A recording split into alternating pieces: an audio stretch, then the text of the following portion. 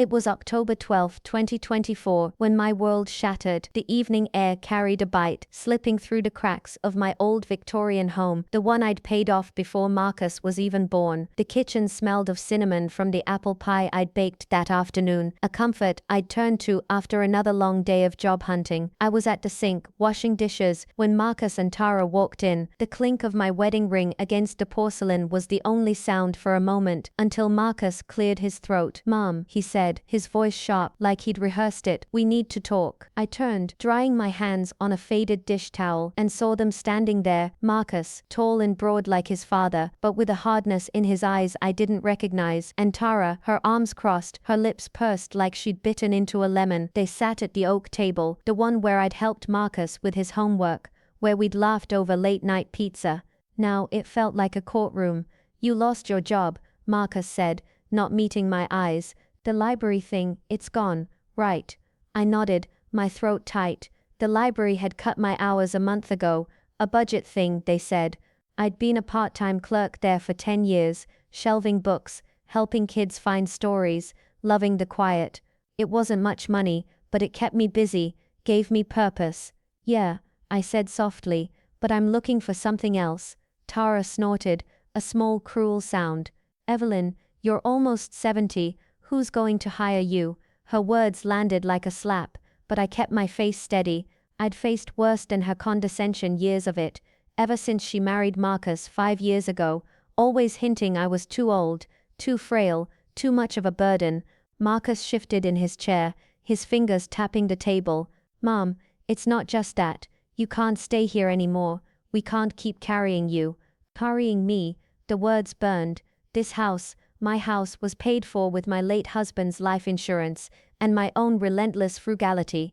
I'd worked double shifts at a diner when Marcus was a boy, saved every penny, invested in stocks when no one in my small town even knew what a portfolio was. I'd raised him here, bandaged his scraped knees, cheered at his little league games, stayed up late sewing his Halloween costumes, and now, because the library let me go, I was a leech. "Marcus," I said, my voice trembling despite myself, "this is my home. I've never asked you for anything." Tara leaned forward, her manicured nails glinting under the kitchen light. "It's for the best, Evelyn. You can't expect us to support you forever." Forever. I'd never taken a dime from them, never even hinted at it.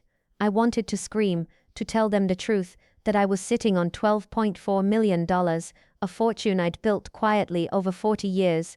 Stocks, bonds, a few rental properties I'd bought cheap in the 80s, all managed with the precision of a woman who knew life could turn on you. They thought I was some broke old widow, clinging to a librarian's pension. They had no idea, but I held my tongue, some instinct keeping my secret locked tight. Maybe it was pride, or maybe it was the look in Marcus's eyes, cold, distant, like I was already gone. "You've got a week," he said, standing. "We'll help you find a place, somewhere affordable." Tara nodded, her smile thin and smug. I stared at them, my heart cracking like old glass, but I didn't cry, not then. I'd learned long ago that tears don't fix betrayal. That night I packed a suitcase, just one, clothes, a few photos, my laptop. The house creaked around me, each sound a memory. Marcus's laughter as a boy, my husband's voice singing off-key, the quiet nights I'd spent poring over investment reports after Marcus was asleep. I left my keys on the counter, next to the pie I'd never eat, and walked out. The door clicked shut behind me, a sound so final it echoed in my bones. I drove to a motel on the edge of town, the neon sign flickering like my thoughts. The room was small, smelled of stale coffee and cheap air freshener, but it was mine for the night. I sat on the lumpy bed, staring at the peeling wallpaper, and let the weight of it hit me. My son, the boy I'd poured my life into, had thrown me out. Heartbreak clawed at my chest, sharp and relentless, but beneath it, something else stirred, a spark of defiance, hot and unyielding. They thought they'd broken me. They thought wrong. I opened my laptop, the screen's glow harsh in the dim room. I logged into my investment accounts, the ones I'd hidden from everyone, even my closest friends. The numbers stared back, $12,436,827.43, a lifetime of discipline, of saying no to fancy vacations or new cars so I could build something lasting. I'd started investing in my 20s, after my husband died, when a kind accountant showed me how to turn his small life insurance payout into a future. I'd been smart, patient, invisible. Marcus and Tara thought I was nothing, but these numbers told a different story. As I scrolled through my portfolio, Apple stock from the 90s, real estate in up-and-coming neighborhoods, bonds that ticked up like clockwork, a plan began to form. Not revenge, not yet, but a way to reclaim my life. I wasn't destitute, I wasn't weak, and I sure as hell wasn't done. I closed the laptop and leaned back, the motel's thin mattress creaking under me. Outside, cars hummed past, their headlights slicing through the curtains. I thought of Marcus's face, Tara's smirk, the way they'd assumed they could erase me. They didn't know the woman they'd betrayed. I'd spent my life building, sacrificing, loving, and I wasn't about to let them take that from me. Tomorrow, I'd call my financial advisor Clara and start mapping out my next move. But for now, I let that spark of defiance grow, warming me against the cold of their betrayal. They'd underestimated Evelyn Marie Thompson, and they were about to find out just how much. The diner smelled of grease and yesterday's dreams, a small place on the edge of town where truckers and locals swapped stories over bottomless coffee. I sat in a corner booth, my hands wrapped around a chipped mug, the steam curling up like a ghost of the life I'd left behind. It was the morning after Marcus and Tara threw me out, and the weight of their betrayal sat heavy in my chest, like a stone I couldn't shift. Outside, the world moved on, kids on bikes, a delivery truck rumbling by, but I felt like I was watching it through a fog. My phone buzzed on the table, Marcus's name flashing, a text: "We're putting the house up for sale, you need to sign the papers." "No, Mom, are you okay?" "No, where did you go?" Just cold calculated greed, as if my life was a loose end to be tied up. I could picture Tara behind it, her eyes gleaming at the thought of cashing in on my home, the one I'd paid for with years of sacrifice. I deleted the text and took a sip of coffee, bitter as my thoughts. They thought they'd won, but they didn't know the half of it. I wasn't just Evelyn, the widowed librarian they'd written off. I was Evelyn Marie Thompson, the woman who'd turned a $10,000 life insurance payout into $12.4 million through sheer grit and patience. They had no idea about the fortune I'd hidden, the investments I'd nurtured since my 20s, stocks I'd picked when Apple was a scrappy startup, rental properties I'd bought cheap in neighborhoods that later boomed, bonds that ticked up like a metronome. I'd kept it secret, not out of shame, but because I wanted Marcus to grow up grounded, not spoiled by wealth he didn't earn. Now that secret felt like armor. I wasn't broken, not by a long shot, and I was about to prove it. I pulled out my phone and called Clara, my financial advisor of 20 years. She answered on the second ring, her voice warm but sharp, like she could sense trouble. "Evelyn, what's going on? You sound different." I told her everything, the eviction, Marcus's cold words, Tara's smug pity, the way they'd assumed I was destitute. The words spilled out, raw and jagged, and for the first time since I'd left my house, I felt my eyes burn with tears. But I didn't let them fall. Clara listened, quiet at first, then let out a low whistle. "Your own son. Evelyn, I'm so sorry, but you've got options, more than they'll ever know. What do you want to do?" I leaned back in the booth, the vinyl creaking under me. "I want to start over," I said, "somewhere they can't touch me." Clara chuckled, a sound that felt like a lifeline. "That we can do, let's use that fortune of yours." By noon I was sitting in a real estate office downtown, a sleek glass building that smelled of new carpet and ambition. The realtor, a young man named Ethan with too much cologne and a nervous smile, showed me listings for condos in the city's most exclusive neighborhood. I'd driven by those high-rises before, their windows glinting like they held secrets of their own, but I'd never imagined living there. Now I could. "This one," I said, pointing to a penthouse with floor-to-ceiling windows and a view of the skyline that made my heart skip. 4 bedrooms, a chef's kitchen, a balcony big enough for a garden, $3.2 million, cash. Ethan's eyes widened, but he didn't ask questions. "You're sure?" he said, typing furiously. "Absolutely," I replied, feeling a thrill I hadn't known in years. I signed the papers, wired the money, and by the end of the day the keys were in my hand, cold and heavy like a promise I'd made to myself. I moved in the next morning, my suitcase looking pitiful in the vast empty space. The condo was all clean lines and polished floors, nothing like the cozy clutter of my old Victorian. I stood at the windows watching the city pulse below, cars crawling, lights flickering, life moving forward. For the first time since Marcus's betrayal, I felt a spark of excitement. This was mine, bought with my own strength, my own choices, but the hurt still lingered, a dull ache that flared when I thought of Marcus's voice, Tara's smirk. I wanted to forgive them, to believe my son could be the boy I'd raised, but trust is a fragile thing, and they'd shattered it. I wasn't sure I could piece it back together. Over the next week, I started building my new life. I bought furniture that felt like me, bold reds and deep blues, no safe beige, and filled the condo with plants, their green leaves a reminder of growth. I reconnected with old friends, women I'd lost touch with during the years of raising Marcus. Over lunch at a bistro, my friend Lorraine listened, her fork frozen mid-air as I told her about the eviction. "Your own son," she gasped, her eyes wide with disbelief. "Evelyn, you gave him everything." I nodded, stirring my soup, the ache in my chest flaring again. Then I told her the rest about the millions, the investments, the secret I'd kept even from her. Her jaw dropped. "You're a secret millionaire, and they don't know." I shook my head. "They don't deserve to." Lorraine leaned forward, a mischievous glint in her eye. "So what's the plan? You gonna teach them a lesson?" I sipped my wine, letting the question hang. "I'm not sure yet," I said, "but I'm not hiding anymore." That night, I sat on my balcony, a glass of Pinot Noir in hand, the city lights stretching out like a sea of stars. I thought about Marcus, about the boy who'd once drawn me pictures of airplanes, who'd promised to take care of me when he grew up. Where had that boy gone? Had Tara twisted him, or had he always had this hardness, waiting to surface? The mother in me wanted to call him, to hear his voice, to give him a chance to explain. But the woman in me, the one who'd built a fortune from nothing, who'd survived loss and betrayal, knew better. I didn't owe him anything, not after what he'd done. Still, the question gnawed at me, would I let him back in, or let him face the consequences of his choices? I didn't have an answer yet, but I knew one thing for sure, I was done being invisible. The world was about to see who Evelyn Marie Thompson really was. The city skyline glittered through my penthouse windows, a mosaic of light that felt like a new chapter written just for me.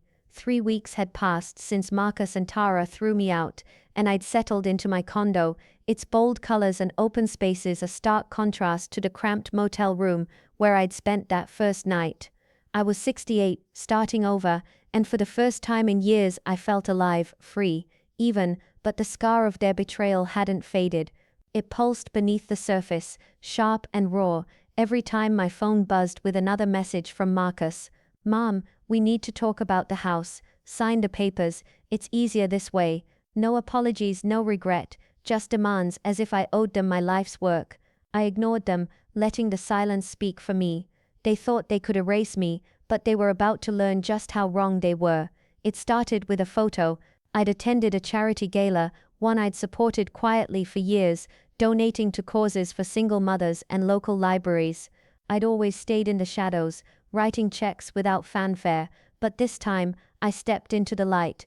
I wore a sapphire blue dress that hugged my frame, my silver hair swept up, a string of pearls at my throat, elegant, not flashy, but enough to turn heads. I felt every bit the woman I'd become, not the broken widow Marcus and Tara imagined. A local blogger snapped a picture as I chatted with the gala's organizer, my smile bright, my posture unyielding. The next morning it was online, captioned, "Mystery philanthropist, stuns at gala, rumored to be sitting on millions." I saw it over breakfast, my coffee going cold as I read. The post didn't name me, but it didn't have to. Marcus saw it too. My phone lit up at 8:17 a.m., his name flashing like a warning. I let it go to voicemail, my heart thudding as I stirred my oatmeal. His voice, when I played it, was a mix of shock and something else. Greed maybe, or panic. "Mom, what the hell? Are you rich? Why didn't you tell me? Call me back." "No, I'm sorry. No, I was wrong." Just questions, laced with the entitlement I'd missed in him until now. Tara's message came an hour later, her voice syrupy like she was auditioning for a role. "Evelyn, we need to talk. We're family, right? Let's clear this up. I laughed, a bitter sound that echoed off the condo's high ceilings. Family doesn't throw you out in the cold.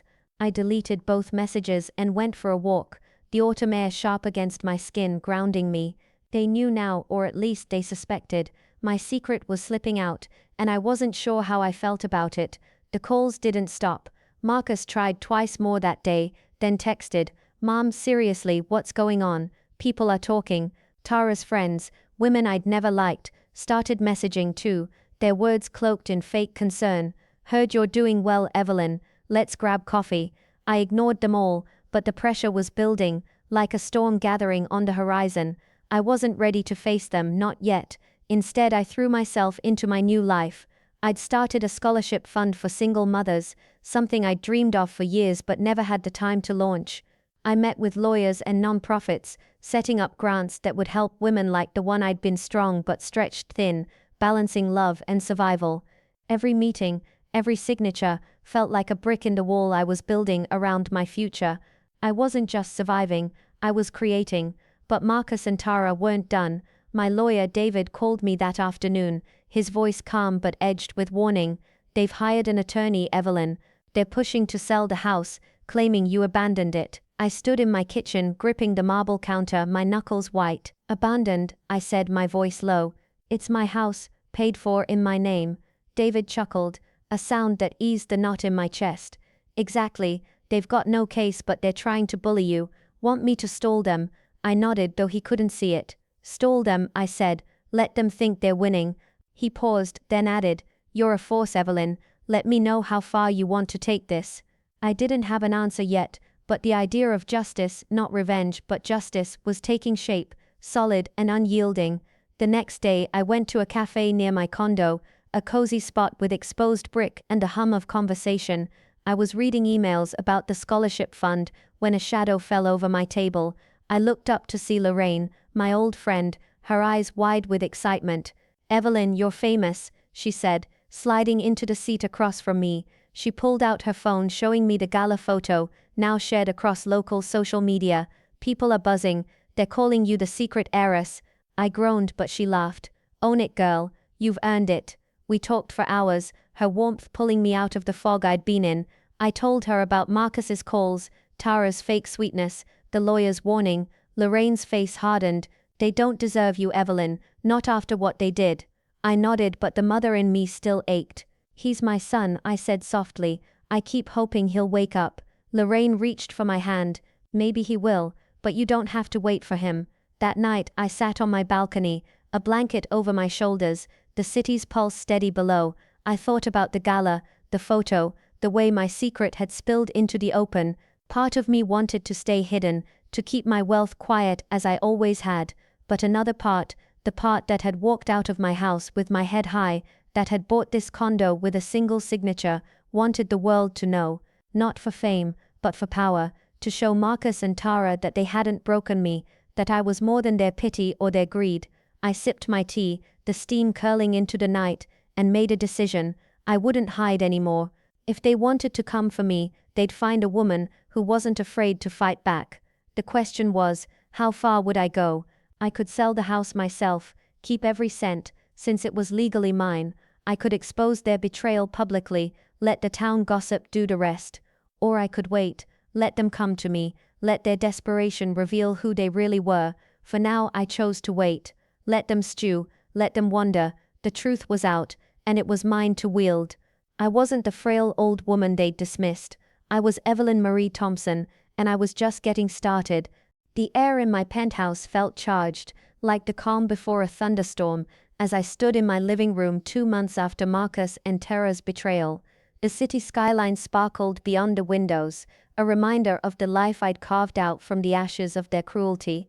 I'd built something new, scholarships funded, friendships rekindled, a home that was mine alone, but the wound they'd left still ached, a quiet pulse beneath my newfound strength. Marcus's calls had slowed, but they hadn't stopped, each voicemail a mix of frustration and entitlement. Tara's had tapered off, her silence louder than her fake sweetness. I'd ignored them both, letting their desperation simmer, but I knew it couldn't last. The truth about my fortune was out. thanks to that gala photo, and they were circling like vultures. I just didn't expect Marcus to show up at my door. It was a crisp December morning, the kind where frost clings to the edges of everything. I was sipping coffee, reviewing applications for my scholarship fund, when the intercom buzzed. "Miss Thompson," the doorman said, his voice hesitant. "Your son's here, says it's urgent." I froze, my mug halfway to my lips. I'd told the staff not to let Marcus up, but he must have charmed his way past. Part of me wanted to send him away, to keep the wall I'd built intact. But another part, the mother who still saw the boy he'd been, needed to hear him out. "Let him up," I said, my voice steady despite the knot in my chest. I set the mug down, smoothed my sweater and waited, the seconds stretching like hours. The elevator dinged, and there he was, standing in my foyer like he didn't belong. Marcus looked smaller than I remembered, his broad shoulders hunched, his eyes darting around the condo, marble floors, modern art, the view that screamed money. "Mom," he started, his voice soft, almost pleading, "why didn't you tell me?" I didn't answer right away. I walked to the kitchen, poured myself a glass of water, and sat on the leather sofa, letting him stand there, squirming under the weight of his own words. The silence was deliberate, a tool I'd learned to wield. "Tell you what, Marcus," I said finally, my tone calm but sharp, "that I've been smart with money my whole life, that I didn't need your pity or your roof." His face flushed, a mix of shame and something else, regret maybe, or just a sting of being caught. He took a step forward, hands in his pockets, like the boy who used to confess to breaking a vase. "We thought you were struggling," he said. "Tara said." I cut him off, my voice like a blade. "Tara wanted my house, and you let her convince you I was nothing." The words landed hard and he flinched, looking down at the floor. I noticed the lines on his face, deeper than before, the gray in his hair. He was 38, but he looked older, worn by choices I hadn't taught him to make. "Mom, I didn't know," he said, his voice cracking, "about the money, the investments, all this." He gestured at the room, as if my wealth was the issue, not his betrayal. I leaned back, crossing my arms. "You didn't need to know about the money to treat me like your mother." He tried to apologize, stumbling over words like misunderstanding and stress. He said Tara had been worried about their finances, that they thought selling the house would help everyone. It was flimsy, a script he'd rehearsed but didn't believe. I noticed Tara wasn't with him, she'd sent him alone, probably hoping he'd soften me up, like a scout testing enemy lines. I listened, my face a mask, but inside, my heart twisted. I wanted to believe him, to see the boy who'd clung to me during thunderstorms, who'd promised to take care of me one day, but that boy was gone, replaced by a man who'd thrown me out without a second thought. "You told me to leave," I said, my voice low, each word deliberate. "You stood in my kitchen, in the home I built for you, and told me I was a burden. Do you have any idea what that did to me?" His eyes glistened, tears he didn't let fall. "I'm sorry, Mom," he said, and for a moment I almost believed him, but sorry doesn't undo a slammed door, doesn't erase the motel room or the nights I wondered if I'd lost him forever. I stood, walking to the window, my back to him. "You chose her over me," I said, staring at the city below. "You let her poison you against your own mother." He started to protest, but I held up a hand. "Don't, I'm not ready to hear it." I turned, meeting his gaze.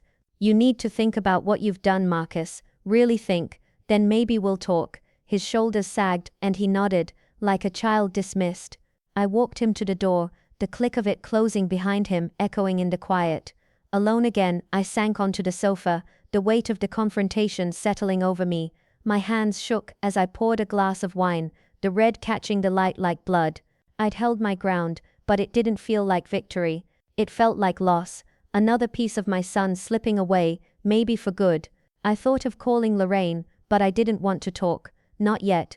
Instead, I pulled out my laptop and checked my investment accounts, a ritual that grounded me. The numbers glowed. $12.5 million now, creeping up as always. It was power, security, a life they couldn't touch, but it couldn't fill the hole Marcus had left. The next day, David, my lawyer, called with an update.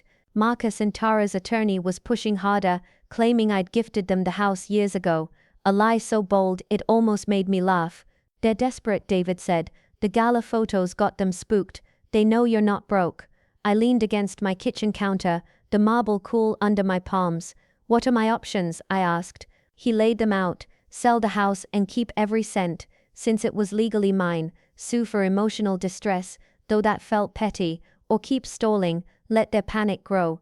Stall, I said. I want them to feel this. David chuckled. You're playing chess, Evelyn. They're playing checkers. I spent the rest of the week diving deeper into my scholarship fund, meeting with recipients, young women with fire in their eyes, juggling kids and dreams. Their strength reminded me of my own, of the years I'd fought for Marcus, for myself. But Marcus's visit lingered, his tears a question I couldn't answer. Was he sorry for hurting me, or sorry he'd missed out on my fortune?